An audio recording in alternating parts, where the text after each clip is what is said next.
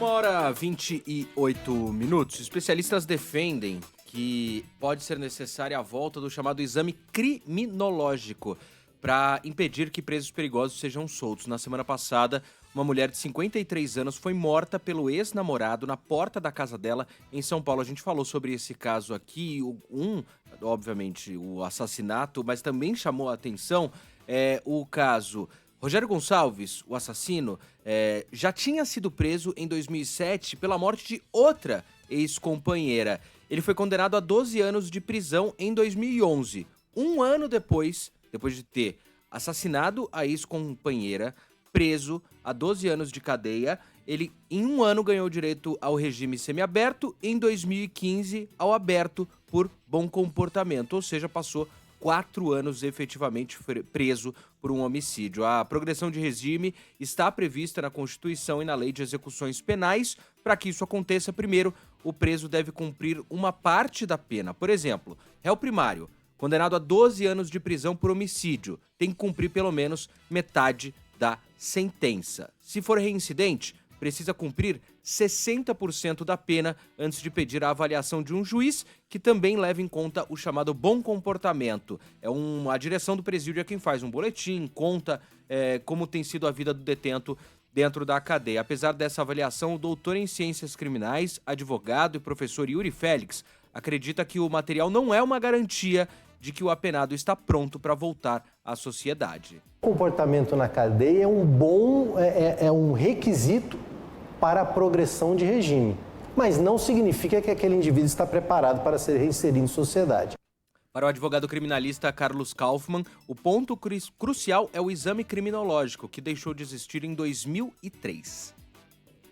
Um exame criminológico bem feito sempre vai ajudar a você entender como aquela pessoa age, especialmente nos crimes violentos, crimes de homicídio, que é um crime, muitas vezes, um crime único, um crime individualizado, um crime separado. E permite que a pessoa seja avaliada e que você saiba se a pessoa tem condições de progredir de regime ou não. O exame criminológico voltou a ser lei em abril do ano passado. Desde essa data, todo acusado preso, se condenado, passa por avaliação de uma equipe multidisciplinar, psiquiatras, assistentes sociais. Só para fechar, tem um outro caso também que a gente falou aqui recentemente, Christian Cravinhos, que foi solto para o regime aberto. Ele foi condenado pela morte do casal Richthofen e o Ministério Público recorreu da decisão, afirmando que ele também não tem condições de estar livre em sociedade.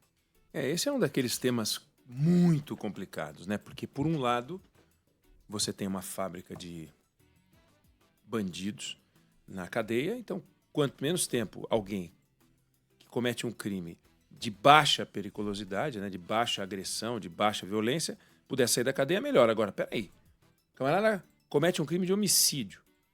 E não é só homicídio, é um homicídio, ele matou a mulher dele. O camarada matou a mulher dele, feminicídio. Aí ele cumpre a pena e ele sai da cadeia e mata a outra mulher. Quer dizer, tem alguma coisa errada aí nessa avaliação. A ideia do bom comportamento, na minha cabeça, não entra fácil. Eu tenho uma certa dificuldade de lidar com isso. Eu acho que você deveria avaliar o mau comportamento. Porque o esperado é que na escola os estudantes se comportem e na cadeia os presos se comportem. Uma criança que não se comporta, no limite é expulsa da escola, né? No limite é expulsa da escola, toma punições, é suspensa, etc.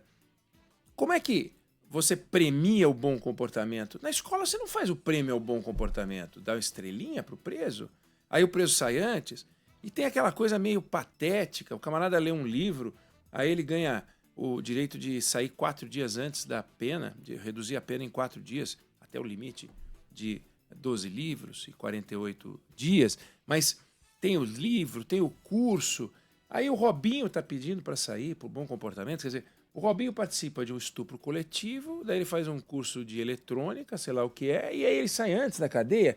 Será que não é melhor ele fazer o curso de eletrônica antes de estuprar e aí não estupra? Quer dizer, ele não teve um bom comportamento e por isso ele foi levado para a cadeia. Por que o bom comportamento de um homicida ou de um estuprador pode levá-lo mais cedo de volta para a sociedade? Deveria ser o estuprador ou homicida que foi para a cadeia e tem um mau comportamento, esse vai sair mais tarde. Deve ser o contrário. na minha cabeça, eu sei que os advogados vão dizer que a gente tem que tirar as pessoas da cadeia, tem que desencarcerar. Só que tem um pouco de fantasia nos números também, viu? Porque a gente tem uma população carcerária grande, mas dentro desse número população carcerária, o mundo dos apenados, né, como esse nome esquisito, você tem um monte de gente com tornozeleira, você tem um monte de gente que está em regime semiaberto, você não é todo mundo no regime fechado. Quando você pega o regime fechado mesmo, só o regime fechado, o Brasil não está entre os 10 maiores e o Brasil tem uma das maiores taxas de homicídio do mundo. Então, não é também o que se fala. Precisa depurar esse número. Quando você depura esse número, você vê que não é tanto assim. Agora, a gente tem que ter mais cadeias, a gente tem que construir, infelizmente, num país violento como o nosso, um país como, quando você acabar de dar uma notícia, por exemplo, de uma mulher que foi sequestrada quando estava comprando ração para o cachorro, e ela passou 3 horas na mão de 3 vagabundos, sequestradores, canalhas, um deles morreu, ótimo, e sobram 2, esses caras vão ficar onde? E aí vai ser o quê? Qual o crime deles? Não é homicídio, então eles vão pegar uma pena pequena, aí vão ficar 6 meses presos, dali a pouco estão em liberdade de novo, lê um livrinho e acabou. Tem um negócio muito errado. Tem um negócio muito errado. A gente tem que ser severo. Também não adianta, na outra ponta, a gente pegar e subir todas as penas. Porque se você pega, e tem muita gente que defende o aumento das penas, se você aumenta a pena de todos os crimes, a pessoa vai cometer o crime mais bárbaro. Porque não tem o estímulo, entre aspas, de não exagerar no crime por causa da pena.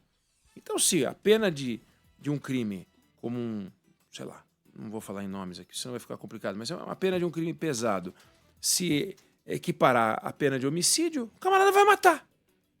Então não faz muito sentido. Mas, ao mesmo tempo, não faz sentido esse sistema de recompensa que é generoso, sim. Não é possível que todo mundo que fala em impunidade está errado. Todo mundo está errado. Só os juízes é que estão certos. Não está certo.